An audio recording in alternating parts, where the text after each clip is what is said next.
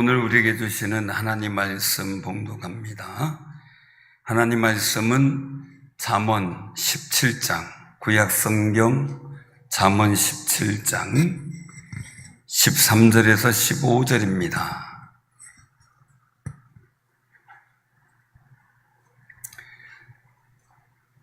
잠언 17장, 구약 성경 930쪽 봉독을 하겠습니다.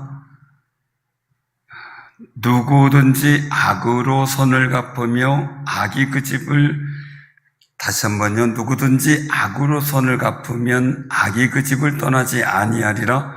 다투는 시작은 뚝에서 물이 새는 것 같은즉 싸움이 일어나기 전에 시비를 그칠 것이니라. 악인을 의롭다 하고 의인을 악하다는 이 두 사람은 다 여호와께 미움을 받느니라. 아멘.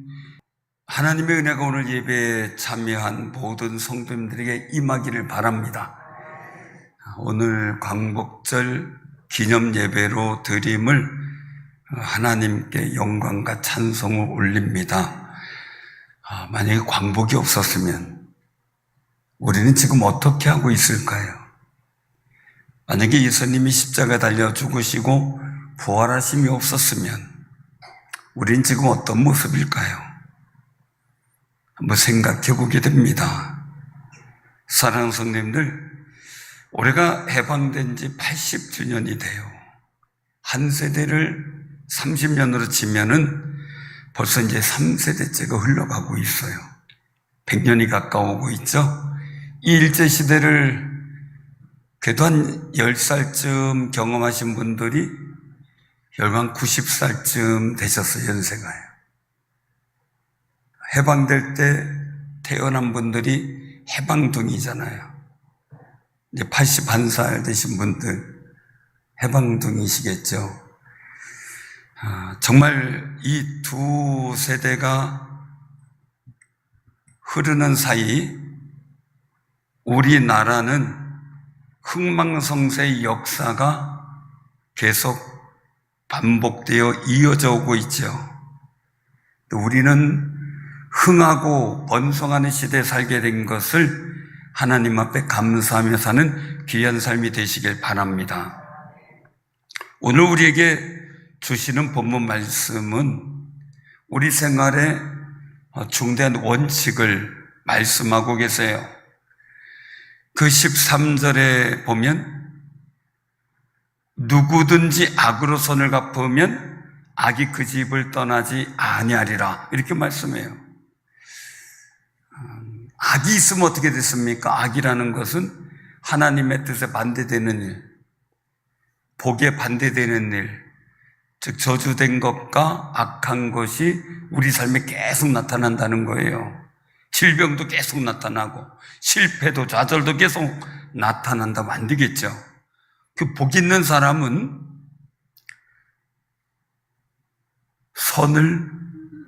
선으로 갚아요. 절대 선을 악으로 갚질 않아요. 그런데 예수님 말씀을 보면 어떻습니까?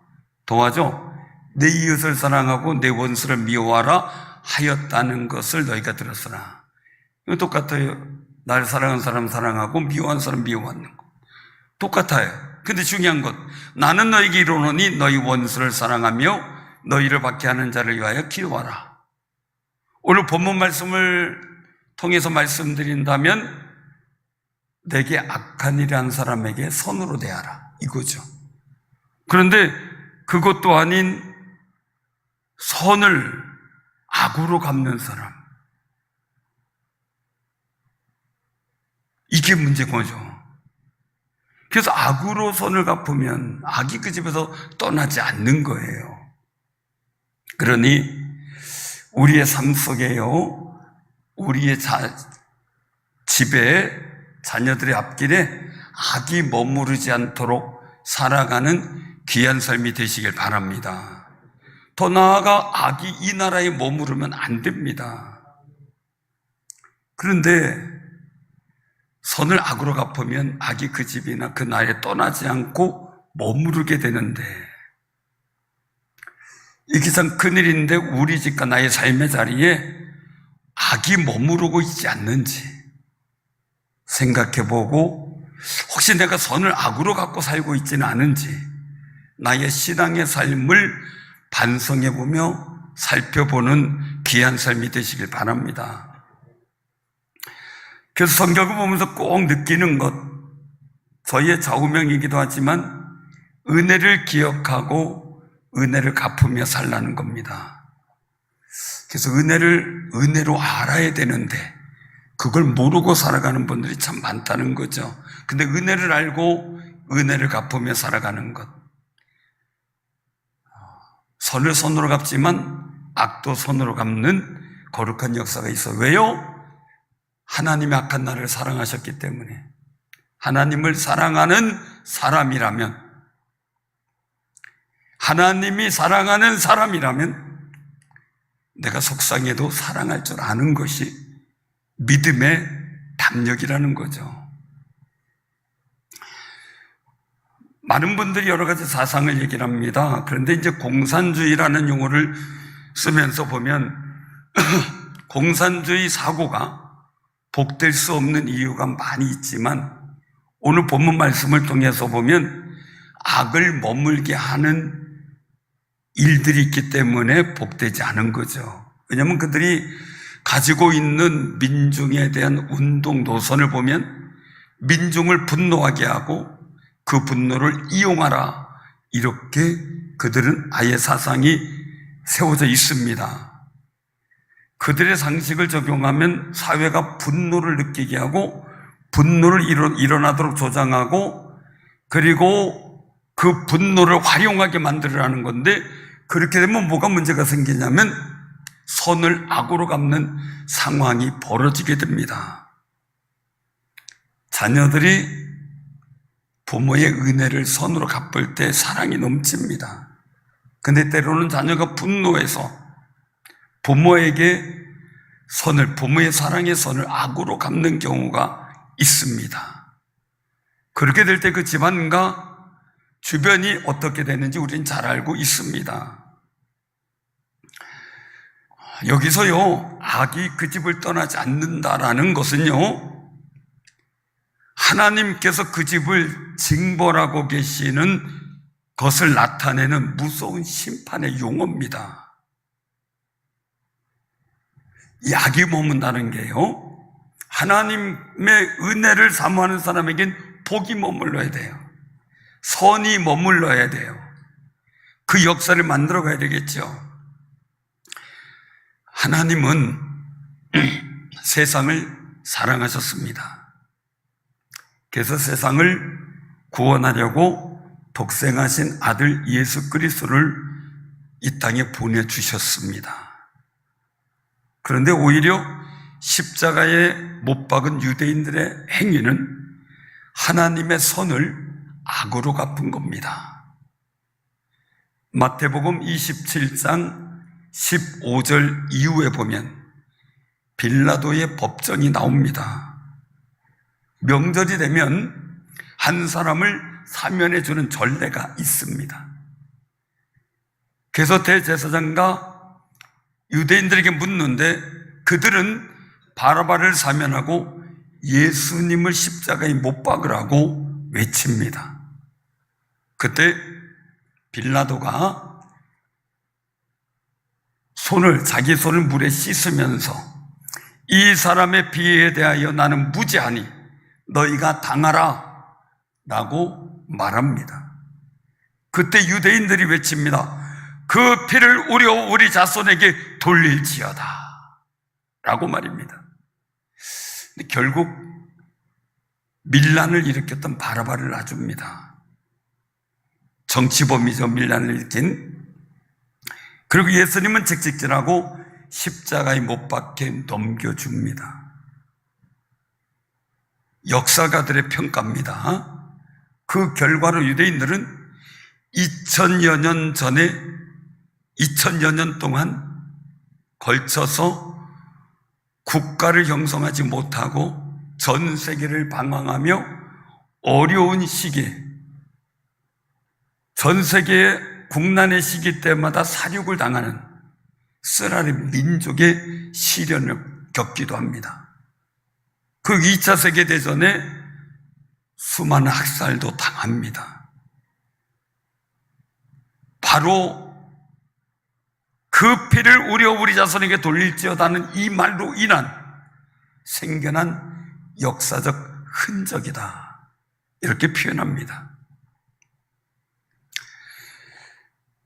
우리 삶의 자리에 절대 악이 머무르지 않도록 기도하는 귀한 삶이 되시길 바랍니다.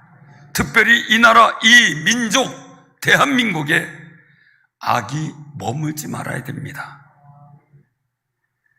악이 머물게 하는 다툼의 시작이라는 용어로 14절에 나오는데요, 뚝에서 물이 조금 새어 나오다가 점점 커져서 뚝이 무너지는 경우와 같다는 거죠. 그래서 이 악이 생기지 않도록 오히려 화목이라는 열매를 맺는 것이 악의 피해를 막는 지혜다 라고 말씀하는 겁니다. 이런 문화적 구조는 악인을 의롭다 하고 의인을 악하다는 뒤집힌 상식이 통용되는 사회나 사람을 여호와께서 미워하시는 역사와 구조를 갖게 된다는 거예요. 어떤 경우라도요, 올바른 판단을 외면하고 사실을 왜곡하는 것은 하나님의 공의로우신 성품에 역행하는 행동이니 당연히 심판의 대상이 된다는 거죠. 더욱이 하나님이 선하게 보는 것을 악하게 보는 것은 더더욱 조심해야 될 일입니다. 더더욱 우리 옆에 분들한테 인사 나누시기 바랍니다. 참 선하십니다.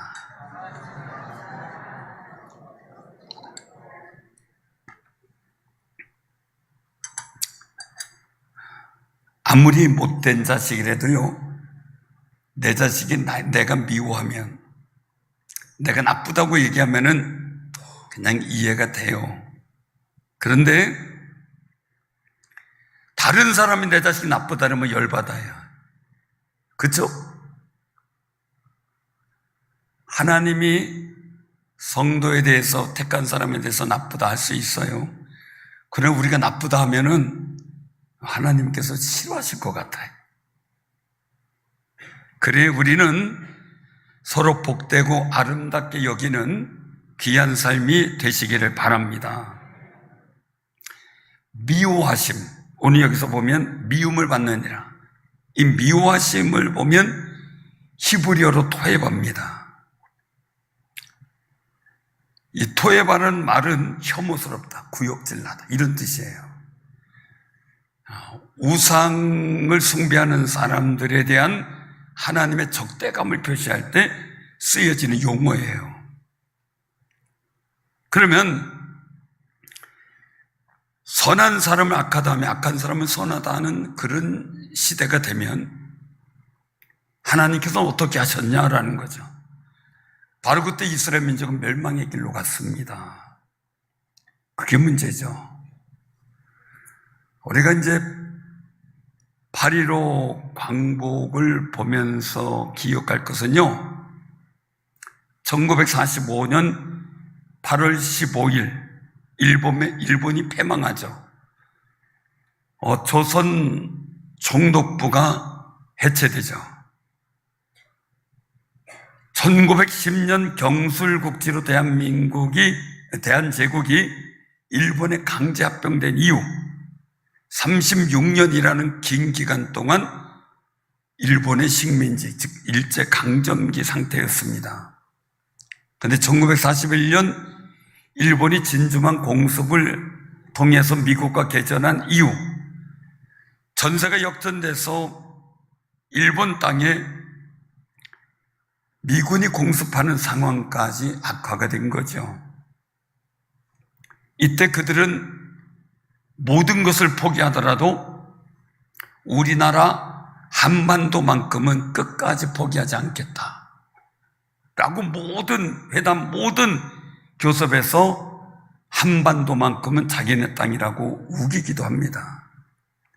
그런데 미국에 의해 2차례 걸쳐서 원자폭탄이 터지고 소련이 소일 불가침 조약을 파기하면서 전쟁을 선포합니다. 전세가 불리함을 깨닫고 무조건 항복을 선언하면서 우리나라가 일제로부터 해방되게 된 겁니다. 사랑하는 성도님들, 우리나라 역사를 보면서 하나님, 모든 사람들이 독립운동의 결과다, 연합군의 승전의 결과다, 그렇게 얘기하지만 우리가 분명히 알아야 될 사실은 두 가지 속에서 하나님의 은혜다 라고 말합니다. 첫째는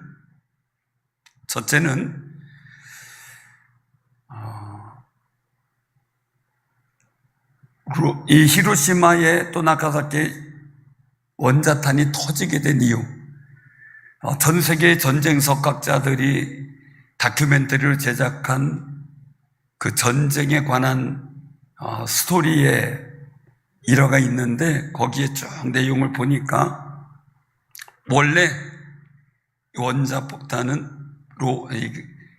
독일 베를린에 터뜨리게 돼 있었답니다. 근데 여러 가지 여건 속에서 갑자기 일본으로 장소가 바뀌게 되고 그로 인해서 우리나라가 한 번 더 빨리 해방을 맞게 되는 역사가 나타났다는 거예요. 근데 그 일이 그렇게 되는 상황에서는 기묘한 일들이 있었다라는 거예요. 하나님의 손길이었다라고 봅니다. 두 번째는 뜻으로 본 한국 역사라는 함석헌 옹의 글에 보면 일본에서 계획이 있었는데 어떤 거냐면 기독교인 말살 정책이었다 그래요. 그런데 그 기독교인 말살 정책에서 8월 15일 뒤에 2, 3일 안쪽에 그 일을 행하려고 스탠바이를 잡았는데 그 바로 하루 이틀 전에 항복하게 됐다는 겁니다. 며칠이라도 늦었으면 우리나라의 기독교인들은 모두 다 죽음을 당할 상황이었다는 거죠.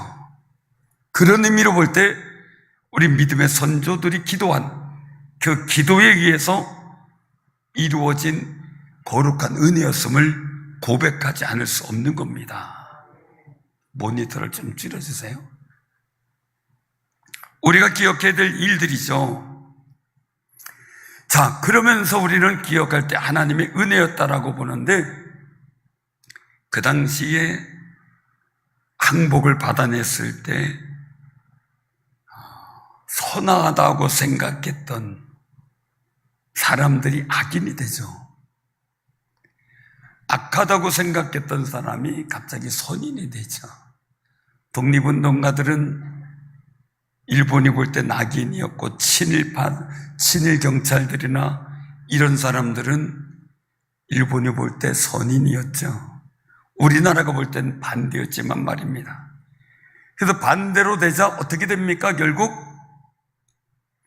선과 악이 바뀌었습니다. 사랑하는 성도님들, 이런 역사로 인해서 우리가 가만히 보게 되면 우리나라는 지금까지 일본을 증오하는 정책을 우호적으로 보고 일본 정치 경제적으로 친화하는 정책을 보면 여지없이 친일파로 몰아세워서 악의 세력으로 만들었습니다. 그런데 역사적 사실을 한 번 더 조금 더 살펴보면요, 일본의 패망으로 8월 15일 광복된 그 날에 어떤 일이 있었는가라는 거예요. 소련에선 이미 만주 쪽으로 넘어왔고 8월 9일 만주에 있는 일본 강동군이 항복을 하게 되고, 그리고 그 여세를 몰아 이미 해방 당일까지 38선까지 소련군이 들어와 버렸습니다. 자유민주주의 쪽에서 알지도 못했던 일이었고, 그렇게 빨리 내려올 줄은 미군도 유엔군도 예측하지 못했던 거라는 거예요. 기록상에 보니 그때 그 38선이 지금의 38선입니다. 그런 사실을 본다면 지금의 분단이 누구에 의해서 이루어졌는지 역사적 근거로 볼 때 자명하죠. 그런데 소련의 사상과 같은 사람들은 미국이 분단시켰다 이렇게 주장합니다. 또 우리가 한번 보자고요. 중국도 수천 년 동안 우리나라를 쳐들어오고 중국에 속한 나라를 만들려고 온갖 지배를 해왔고, 무수히 많은 백성들을 노예로 잡아가고 여성들을 노예로 공출해 갔습니다. 그런데 이거는 36년이 아니라 훨씬 더 많은 수천 년의 역사라고 할 수도 있겠죠. 그런데 친중파에 대해서는, 친노파에 대해서 아무 얘기 안 합니다. 이것도 사사인 같으면 무죄로 보는 것 같다라는 생각이 들게 만들죠. 또 우리나라는 북한의 남침으로 인해 생긴 6.25 사변으로 인해서 얼마나 많은 고통이 시달립니까? 경제적으로 어려워 굶주림 속에 살아가며 국제적 최고 빈곤국가로 분류될 정도였습니다. 근데 이런 시절을 겪으면서 생겨난 병폐가 있습니다. 시대마다 때마다 선인과 악인이 달라지는 겁니다. 1948년 8월 10일 대한민국이 수립이 됩니다. 자유민주주의 국가죠. 나라를 세운 것도, 나라를 부강하게 한 것도 어떤 사람에겐 악한 사람으로 평가됩니다. 오히려 나라를 어렵게 하고 곤란하게 한 사람을 선한 사람으로 평가하는 분들도 있습니다. 또 한 가지, 우리나라는 주적이라는 관점도 많이 달라지고 있는 것을 볼 때 안타깝습니다. 우리나라는 북한의 침략에 의해서 생긴 전쟁의 일들이 잠시 멈춰진 휴전 중인 정전 상태입니다. 그런데 주적이 누구냐고 물어보면 대답을 못하고 북한이 아니라고 하는 사람들도 생겼습니다. 우리가 정말 정전협정을 누구하고 맺은 건지 잃어버린 거죠. 6.25 당시에는 북한군이 들어오면 공산주의자 추종하는 사람들이 선한 사람이 됩니다. 연합군이 들어오면 자유민주주의를 선호하는 사람이 선한 사람이 되었습니다. 그래서 공산주의자가 들어오면 자유민주주의자가 악한 사람으로 처단을 받았고, 자유민주주의자가 들어오면 공산주의자가 악한 사람으로 구별되었습니다. 그래서 당시에는 서로 고발하여 죽고 죽이는 일이 너무 많았습니다. 그런 관점이 오늘날도 계속 진행되고 있다는 점이 우리나라의 큰 영적 문제고, 악이 계속 머물게 하는 근거가 되고 있다는 것을 오늘 성경을 통해서 보는 것을 깨닫게 된다면 우리는 기도하지 않을 수가 없다는 겁니다. 이럴 때 하나님을 믿고 섬기는 우리는 어떻게 해야 할까 하는 거죠. 어떻게 해야 될까? 우리는 그냥 단순하게 나한테 좋으면 좋은 사람, 나한테 조금 기분 나쁘게 하면 나쁜 사람입니다. 여러분들 물어볼게요. 여러분들 주변에 나쁜 사람이 많습니까? 좋은 사람이 많습니까? 좋은 사람이 많은가요? 여러분들 삶의 자리엔 좋게 보는 분들이 많길 바랍니다. 다른 사람이 나를 보는 것들을 지금 내가 그렇게 봐야 된다는 그 마음이 중요하다는 거죠. 제가 목이 좀 쉬어서 죄송하고요. 열왕기상 17장 이후에 보면 아방이 나옵니다. 아방은 우상을 섬기고 우상 선지자나 악한 선제를 선하다고 좋아하는 왕입니다. 그에게는 미가야 선자나 엘리야 선자 같은 선자들은 악하다고 평가하고 핍박했습니다.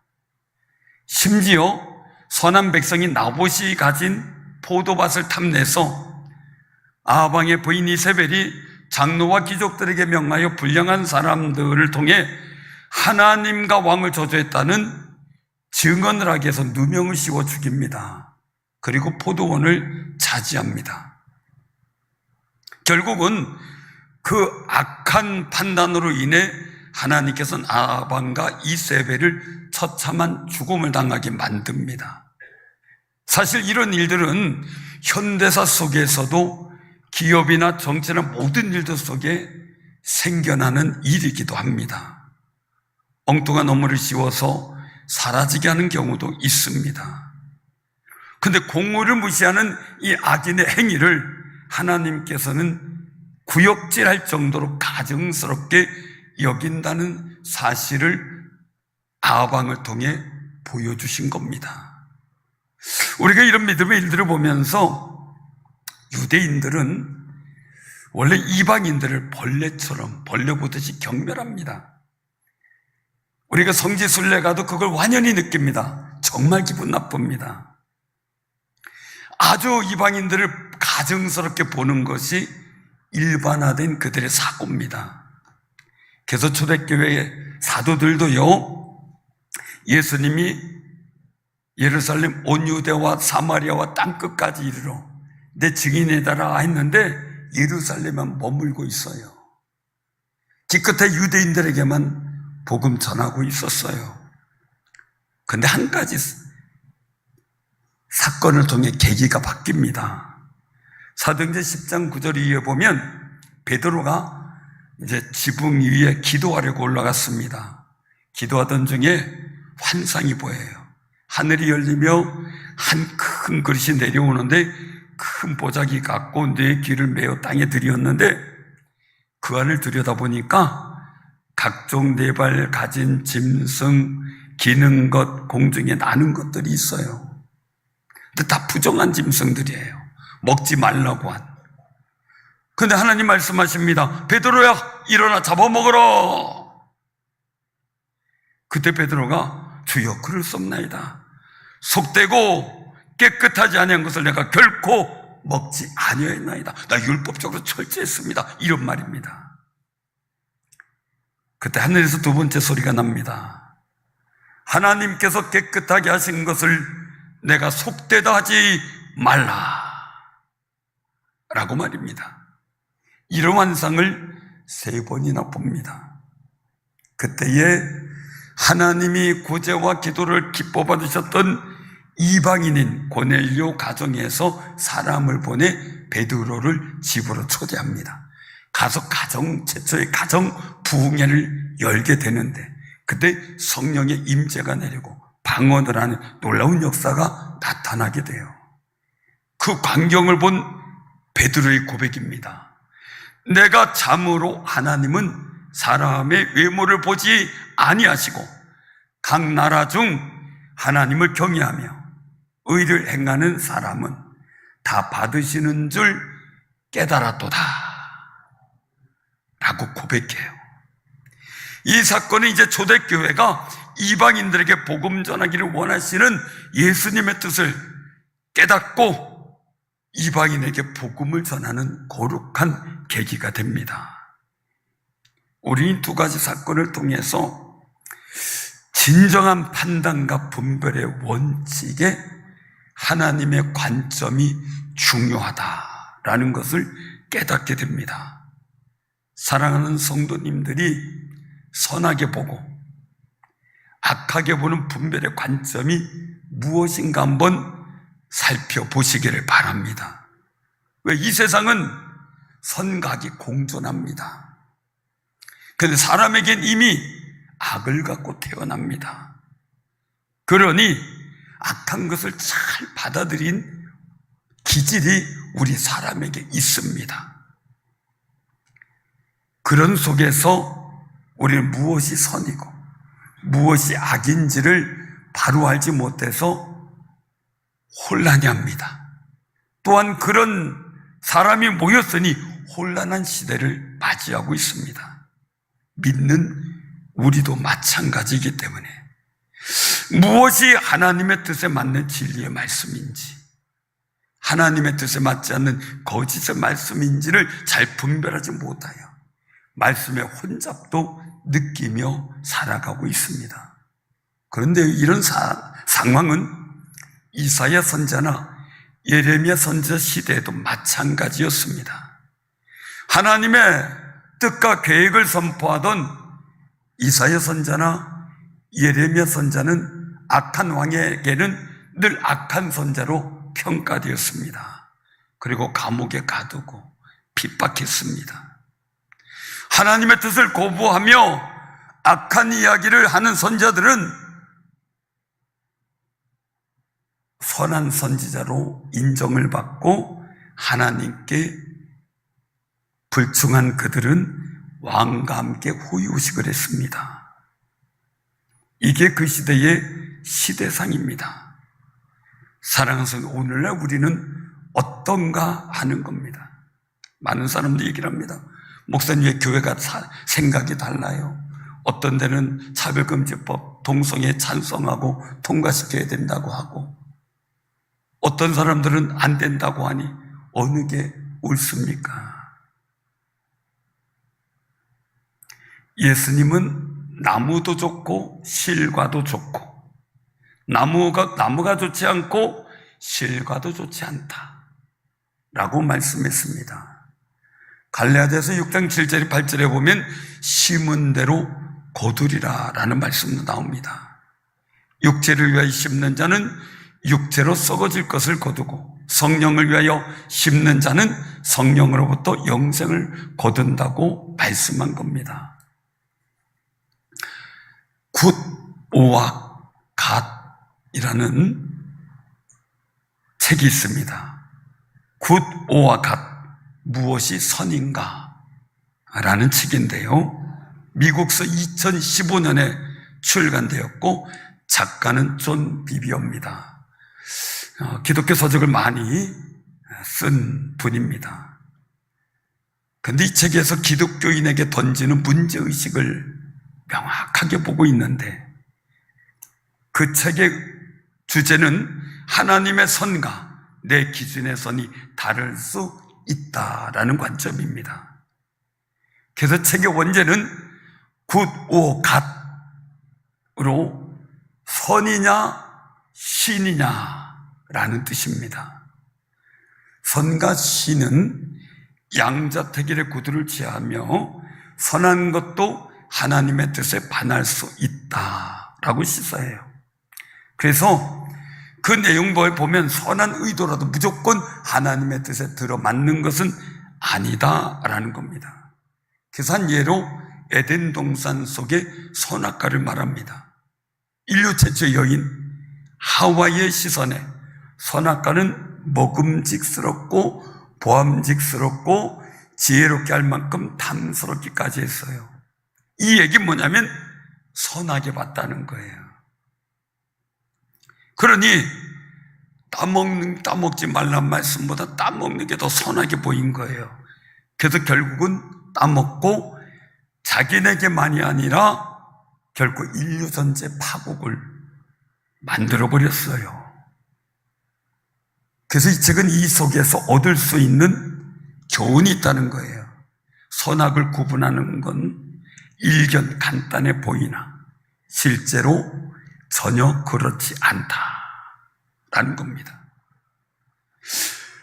유럽에 경고가 있는데 뭐냐면 지옥으로 가는 길은 선의로 포장돼 있다. 선의로 포장돼 있어요. 망하는 길로 가는 것도 선의로 포장돼 있다는 거예요. 잠언 14장 12절에 보면 그렇게 말씀하죠. 어떤 길은 사람이 보기에 바르나 필경은 사망의 길이다 라고 말입니다. 그러면서 저자는 그렇게 말합니다. 우리는 일반적으로 선하다고 인정하는 것이 하나님의 뜻과 일치한다고 믿는다. 선한 것이 그렇게 명백하다면 왜 성경은 우리에게 선을 알아보는 분별력이 있어야 한다고 히브리서 5장 14절에서 가르치는가? 뱀도 하와를 유혹할 때 험악하게 말하지 않고 하나님처럼 지혜로워져 선악을 구별할 수 있다며 선악과를 먹어야 될 당위성을 제공했다라는 거예요.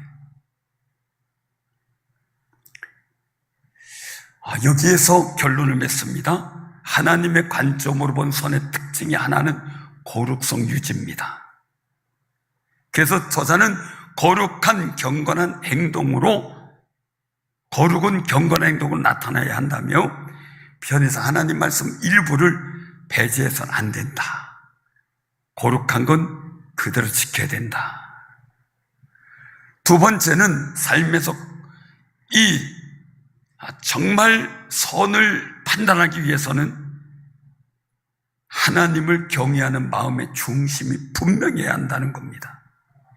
하나님을 경외하는 경외심을 품을 때 악을 미워하고 분별할 수 있으며 하나님의 뜻에 즉각 순종할 수 있는 용기가 있기 때문입니다 라고 말합니다. 베드로가 고넬료 가정을 보고 깨달은 거죠. 내가 참으로 하나님은 사람을 외모로 보지 아니하시고 각 나라 중 하나님을 경외하며 의를 행하는 사람은 다 받으시는 줄 깨달았도다 라고 말입니다. 이게 베드로가 깨닫게 된 선입니다. 이방인도 하나님이 받으시는구나. 에스겔 44장 23절을 통해 보여준 내용은 내 백성과 거룩한 것과 속된 것을 구별하여 가르치며 부정한 것과 정한 것을 분별하게 할 것이며 라고 말합니다.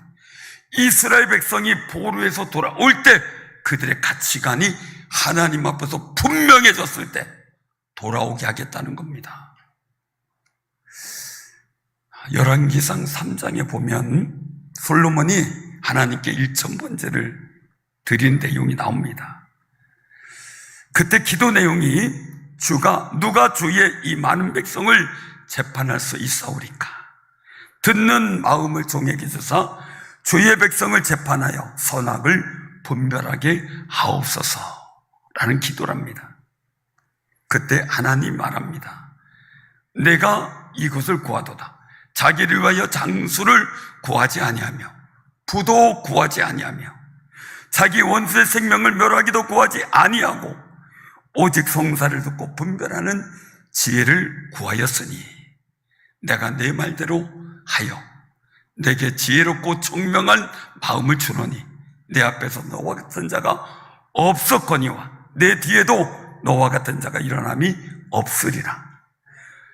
내가 구하지 않은 부귀와 영광도 내게 주리니 내 평생의 왕들 중에 너와 같은 자가 없을 것이다. 사랑하는 성도님들, 분별의 능력을 구한 하나님께서 보시기에 선과 악을 분별할 능력을 구한 솔로몬에게 구하지 않은 다른 보너스까지 주셨습니다. 우리도 이런 성도 되시고, 그러니까 우리나라 이런 왕과 지도자들이 세워져 8.15 강복의 역사 속에 나타난 하나님의 은혜가 우리나라와 사랑하는 성도들에게 임하는 역사가 있기를 주님의 이름으로 축원합니다.